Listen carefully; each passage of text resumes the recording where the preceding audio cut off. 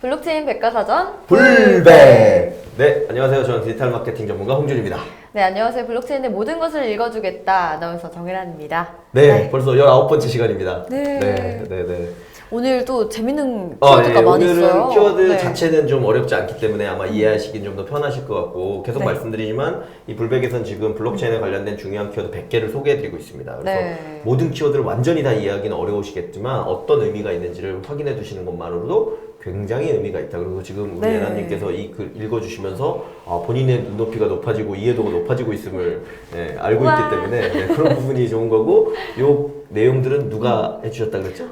또 양석원님께서 네. 이거를 또 다 네. 써주셨다고 블록체인 합니다. 업계 홍익인간신 양석원님께서 100개 키워드에 대해서 잘 일목요연하게 정리해 놓으셔서 블록체인 저희가- 업계 홍익인간 이거 네, 누가 네. 별명 붙이신 건가요? 네, 제가 붙인 거긴 한데요. 양석원님이 그 예전부터 원래 그 모바일 이 우리나라 스타트업 생태계가 생기면서부터 스타트업 위크엔드라는 행사도 진행하시고 우리 이런 지금 저희도 여기 사실 페스트5 신노년에서 네. 이걸 촬영하고 있는데 이 코워킹 스페이스라고 부르잖아요. 공용 사무실. 네네. 이거를 국내에 제일 먼저 도입하신 분이 바로 양석원님이세요. 그런가요? 그래서 본인이 개인 사업을 하셨는데 크게는 못 하셨기 때문에 지금은 조용히 접으셨지만 사실은 위워크나 지금 페스트5가 들어오기 네. 훨씬 전에 제 기억으로는 2009년 하반기부터 우리나라의 공용 사무실 사업을 하셨었고 코업이란 이름으로 진행을 하셨었고 지금도 저는 이런 게 외국에만 있는 줄 알았는데 우리나라에 있는지 여기 우리나라에서 와서 되게 처음 핫하게 됐고, 알았습니다. 그때부터 이제 본인은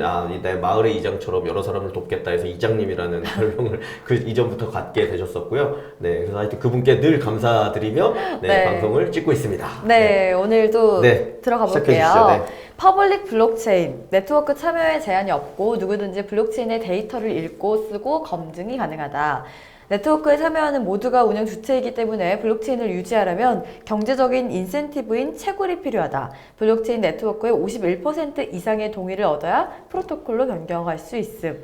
정말 했던 말이 계속 나오네요. 51% 이거 동의. 네네, 반복되는 말들이 나오는데 이 네. 퍼블릭 블록체인에 대한 일반적인 정의라고 보시면 될 것 같은데요.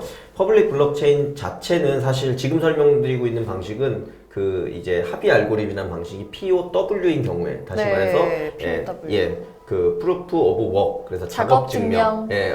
많이 날로 좋아지고 계십니다. 날리 좋아지고 계세요? 날로 좋아지고 계신데 이 작업 증명 방식은 그때 말씀드린 것처럼 채굴하는 행위가 들어가거든요. 그래서 채굴하는 행위가 들어간다는 거는 수학적 문제를 쉽게 풀어냄으로써 본인이 채굴에 대한 보상을 받는 이런 형태로 되어 있는 게 이제 퍼블릭 블록체인이고 중요한 거는 여기서는 누구든지 블록체인 데이터를 읽고 쓰고 검증 가능하다. 그러니까 그 공개 데이터로 오픈해 놓고 있다는 거고요. 그 데이터를 볼 수 있다라는 방식이고 다만 POW가 아니라 POS 방식이거나 다른 합의 알고리즘을 갖고 있을 때는 꼭 채굴을 하는 형태는 아닙니다.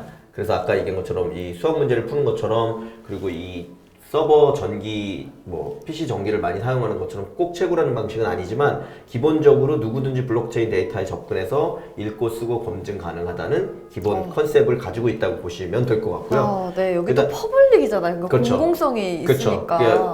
정확히 공공성의 의미도 있지만 정확히는 모든 사람에게 공개되어 있다. 퍼블릭하게 공개되어 있다는 의미를 보시면 될 것 같고요. 그래서 블록체인 네트워크에서 51% 이상 동의를 얻어야 프로토콜을 변경할 수 있다는 아까 얘기한 것처럼 약간 이게 민주주의적 느낌을 가지고 있기 때문에 전체의 과반수 이상의 어떤 지지를 획득해야 그 일을 할 수 있다라는 부분으로 보고 이것도 합의 알고리즘에 따라서 일부 내용이 다른 경우들도 있습니다. 그래서 그냥 전반적으로는 퍼블릭 블록체인이 우리가 흔히 말하는 누구나 생태계에 참여할 수 있는 블록체인을 말하고 그 블록체인은 데이터를 읽고 쓰고 검증하는 것이 누구에게나 열려 있다. 그래서 본인이 참여하고 싶으면 언제든 참여할 수 있고 반대로 더 이상 이게 아닌 것 같다 싶으면 가방 싸서 나가는 것도 자유롭게 되어 있다.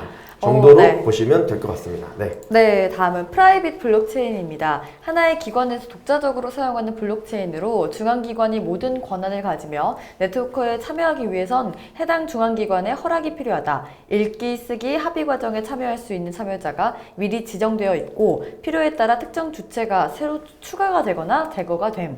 금융기관에서 대표적으로 사용을 한다고 하네요. 그러니까 프라이빗 블록체인 또 말을 들으면 아시겠지만 네. 모든 사람에게 공개되어 있는 게 아니라 특수 관계인, 특수 개인 뭐 네, 이런 거. 특수 관계인에게만 공개되어 있다라고 보시면 되고 대신 그 특수 관계인에 포함되고 나면 그 안에서는 읽기, 쓰기, 합의 과정에 참여할 수가 있습니다. 수가 있다. 그래서 이제 여기 대표적인 예로 금융기관을 해놨는데 뭐 이런 거죠. 금융기관도 그렇고 공공기관 이런 데서 많이 하는데 최근에 공공기관 같은 데서 나 금융기관 각광을 받는 이유는 이런 거예요. 예를 들면 네? 그 에라님이 뭐 우리 회사에 뭐 예를 들면 총무 담당자예요. 그럼 총무 담당자는 본인이 어떤 물건을 샀다, 뭐 노트북을 샀다, 회사의 기자재를 샀다 이런 것들을 본인이 다 기재하잖아요. 네. 그래서 본인이 그 엑셀을 만약에 관리하고 있다 그러면 뭐 사장님이나 상급자가 원하는 경우에 그 엑셀을 보여주는데 관리 주체는 본인이에요. 네, 에라님 네. 혼자 하고 있어요. 그러면 이제 어떤 일이 일어나냐? 아, 노트북을 한 대만 샀는데 두 대 산 걸로 곱하기 2를 하는 순간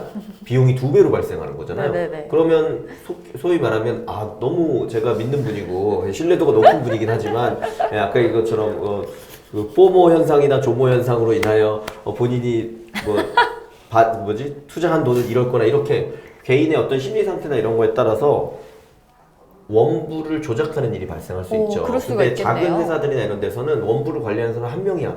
그럼 그 한 사람이 마음을 잘못 먹게 되면 문제가 생겨요. 그래서 실제로 늘 보면 재무 관계자나 회계 관계자, 뭐 총무 관계자들은 그런 일이 발생하는 경우가 많아요. 그래서 그렇게 법적으로 잡혀가나요? 그렇죠. 그래서 우리나라 출금 하시는 난리잖아요. 분들도 많잖아요. 그러니까 어떻게 하냐면 그거를 한 명에게 맡기면 안 될 것 같다. 그런데 네. 그 회사 내에 두세 명 또면 그 라인에 있으면 또 다들 이렇게 소위 말하는 세 명이 짜고 하는 경우도 되게 많잖아요. 그러니까 어떻게 하는 거냐면 예를 들면 공공기관이라고 하면 뭐 서울시에 무슨 구가 20몇 개 있잖아요. 네네. 그럼 20몇 개 구에 있는 회계나 총무에 관련된 내용들을 한 곳에만 저장하는 게 아니라 양천구에 있는 거를 도봉구에도 저장하고 강남구에도 저장하고 그 똑같은 내용이 여러 군데 저장돼 있는 거예요. 그 특수 회계법인이 뭐 볼 수 그렇죠. 있게. 그러면 에라님이 고친다고 하더라도 예를 들면 뭐 강남구를 담당하는 본인이 고친다고 하더라도 다른 구에 가 있는 그 내용은 변동시킬 수가 없을 거잖아요. 네. 그러니까 역시나 블록체인이 가지고 있는 장점, 다시 말해서 여러 군데 분산돼서 저장돼 있는 거를 동시에 다 바꿀 수 없기 때문에 거래의 투명성이나 이런 것들이 보장되는 부분이 있는 거죠. 그러면 이제 어떤 내부자들의 어떤 거래나 문제가 되는 것들을 걸러낼 수 있을 거잖아요. 그래서 이제 금융기관이나 이 공공기관에서 뭐 작게는 몇 개, 많게는 수십 개의 그 관련된 데들을 묶어서 분산한 형태로 서버 내역을 저장을 하는 거죠. 그러면 그 모든 것을 다 해킹해서 바꿀 수 없기 때문에 개인의 일탈이나 어떤 사람의 부정행위 같은 것을 방지할 수 있기 때문에 프라이빗 블록체인이 각광을 받고 있고요. 다시 그런 거 외에도 기술적으로도 지금 말씀드린 비슷한 형태의 여러 가지 요소들 때문에 프라이빗 블록체인도 각광을 받고 있다. 그래서 컨셉적으로 이해하시면 좋을 것 같고 하나만 더 말씀드리면 프라이빗 블록체인 같은 경우는 이렇게 합의된 일부의 사람들만 하기 때문에 사실 분산을 너무 많이 했을 때 계속 말씀드린 속도가 느려진다거나 합의에 대한 어떤 부담감이 있다거나 이런 문제들을 의외로 효율적으로 해결할 수도 있어서 개별 기업들이나 이런 금융기관에서 도입하고 있다라고 보시면 될 것 같습니다.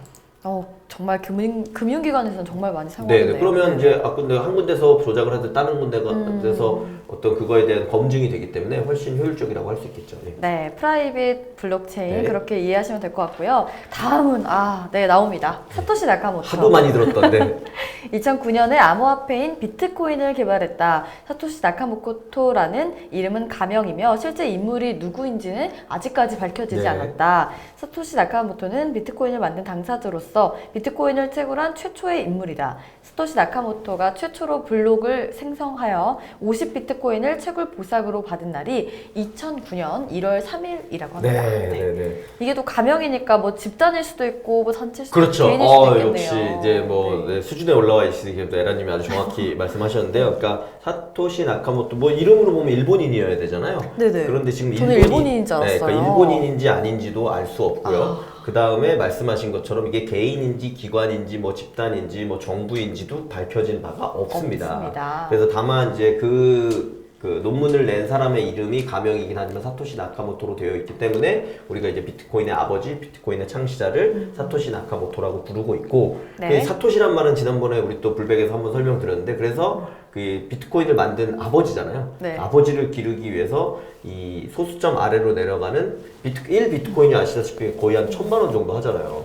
그러면 이제 그걸 더 작게 네네. 작게 나눠서 분할해서 사용할 수 있고 그걸 뭐 초가분성이라고 분할해서 사용할 때 이제 단위가 뭔가 있어야 되잖아요. 예를 들어 네네. 우리나라는 원이 단위죠. 원, 뭐 10만 원, 100만 원, 1000만 원, 1억 원 이렇게 하는 것처럼. 근데 비트코인은 1비트코인이 단위인데 그 아래로 워낙 많이 쪼개야 되잖아요. 1000만 원 네네네. 큰 돈이니까. 그래서 그 쪼개는 단위로 쓰는 단위가 바로 BTC? 사토시. 아, 네. 그런가요? 그래서 이제 왜 BTC라는 말을 아. 부를 때 더 작게 쪼개서 부를 때 이 사토시 나카모토를 기리기 위해서 아, 그래서 사토시라는 사토시라고 말을 하는군요. 쓰고 있다라고 보시면 네. 될 것 같고 이 사토시라는 거는 내 개인인지 누군지 밝혀지지 않았다. 그리고 어쨌거나 사토시 나카모토라는 이름으로 올라간 첫 번째 비트코인에 관련된 논문이 2008년 10월경에 10월경에. 발행이 됐고 그 내용을 바탕으로 기술적인 구현을 거쳐서 2009년 1월 3일에 네. 지금 말씀 주신 것처럼 첫 부상을 번째 받았고요. 블록 우리가 늘 얘기하는 창세기 제네시스 블록이 제네시스 블록이 1월 3일 날 생성이 됐고 그거에 대해서 이때는 하나 생성하면 보상을 50비트코인을 받았어요. 지금 50이쯤 1비트코인 1000만 원으로 1000이니까 치면 50이면은 이거 5억이에요. 5억이네요. 5억을 받았어요. 우리가 이걸 받았어야 되는데 지금 못 받아서 여기서 지금 방송을 하고 있는 거 아니에요. 네.